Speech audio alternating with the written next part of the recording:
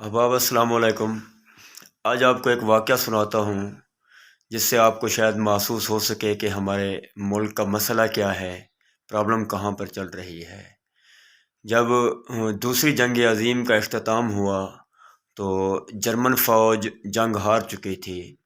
ایک German army officer نے اپنے سپاہیوں کو حکم دیا کہ ہم نازی جنگ ہار چکے ہیں، اور فرانس کے جتنے بھی عجائب گھر ہیں، آپ ان عجائب گھروں میں جو کچھ لوٹ سکتے ہیں، جتنے نوادرات ہیں وہ لوٹ لیں۔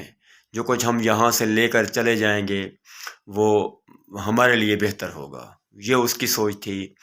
تو سپاہیوں نے یہ کیا کہ وہاں پر موجود نوادرات کو لوٹا، اور ایک ٹرین بھر گئی جس میں وہاں پر موجود کچھ مجسمے بھی تھے جو اربوں ڈالر پر جن کی قیمت بتائی جاتی ہے۔ تو ٹرین روانہ ہوئی فرانس سے، کیونکہ جرمن وہاں سے نکل رہے تھے اور انہوں نے فرانس کو فرانسیسیوں کے حوالے کرنا تھا۔ تو پھر ہوا یہ کہ جب ٹرین وہاں سے نکلی تو تھوڑا ہی فاصلہ طے کیا تھا کہ اس کے انجن کا مسئلہ ہو گیا۔ انجینئرز آئے، انہوں نے انجن کو ٹھیک کیا، پھر وہ روانہ ہوئی۔ تو اس کے بعد ایک بوگی جو ہے اس کی وہ پٹری سے اتر گئی، پھر اس کو ٹھیک کرایا گیا۔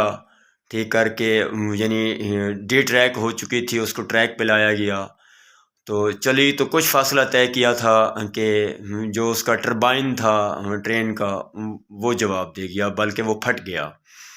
تو انجینئرز آئے، اس ٹربائن کو دوبارہ بنایا گیا، ٹھیک کیا گیا، اس کی مرمت کی گئی، ٹرین روانہ ہوئی۔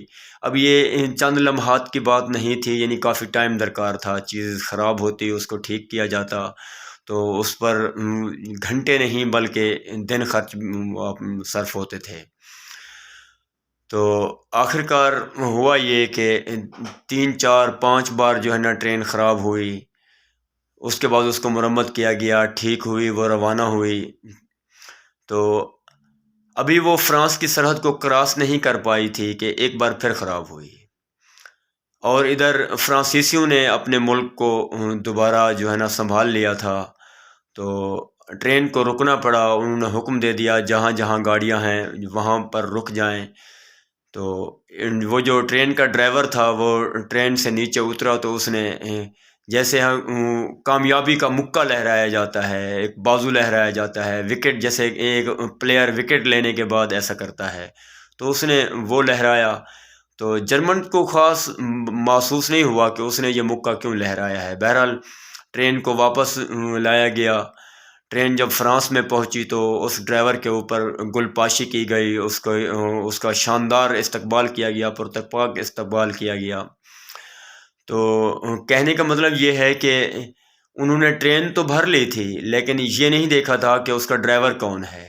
بالکل ایسے ہی ہمارے ملک کا بھی مسئلہ ہے، پاکستان کا یہی مسئلہ ہے کہ ٹرین چل ہی نہیں پاتی۔ ایک مسئلے کا حل نکلتا ہے تو دوسرا مسئلہ کھڑا ہو جاتا ہے، دوسرے مسئلے کا حل ہوتا ہے تو تیسرا مسئلہ کھڑا ہو جاتا ہے۔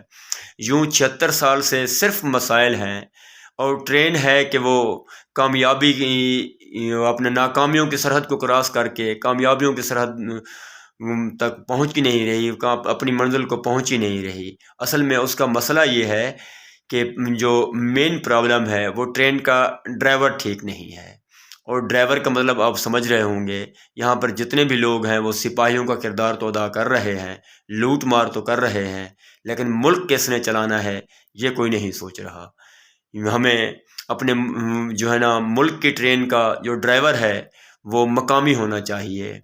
اگر باہر کے لوگ ہوں گے تو بالکل وہی جرمن جیسا حال ہوگا۔ جرمن لوٹ کے تو جا رہے تھے لیکن ٹرین کا ڈرائیور جو ہے نا وہ نہ بدل سکے، وہاں تک ان کی سوچ نہیں جا سکی تھی۔ تو ہمیں اپنی سوچ کو بدلنا ہوگا، ہمیں کسی پاکستانی کو ہی جو ہے نا بہترین طریقے سے ہمیں نیو جنریشن کو اوپر لانا ہوگا۔ وہ لوگ جو اس مٹی سے پیار کرتے ہیں، وہ لوگ جو اس مٹی کے بیٹے ہیں، وہ لوگ جو اس مٹی کے ساتھ وفا کرنا چاہتے ہیں، جینا مرنا اسی کے ساتھ رکھنا چاہتے ہیں، ہمیں ان کو اپنا پاکستانی گرداننا ہوگا، ان کو اپنا پاکستانی ماننا ہوگا۔ پھر جا کر جو ہے نا ہم کامیابیوں کی منازل طے کریں گے۔ ہمارے بعد بننے والے ممالک جو ہے نا بہت بڑی اکانومی بن گئے مگر ہم وہیں کے وہیں ہیں۔ انتہائی قابل غور بات ہے، ہمیں اس کے اوپر غور کرنا چاہیے اور اپنے ملک سے محبت کرنا چاہیے۔ لوٹ مار کرنے والے لوگوں کو جو ہے نا کبھی بھی جو ہے نا اپنے ملک کے اوپر ہم نے نہیں بٹھانا، آگے ہماری یا پھر آپ سب کی مرضی۔ السلام علیکم۔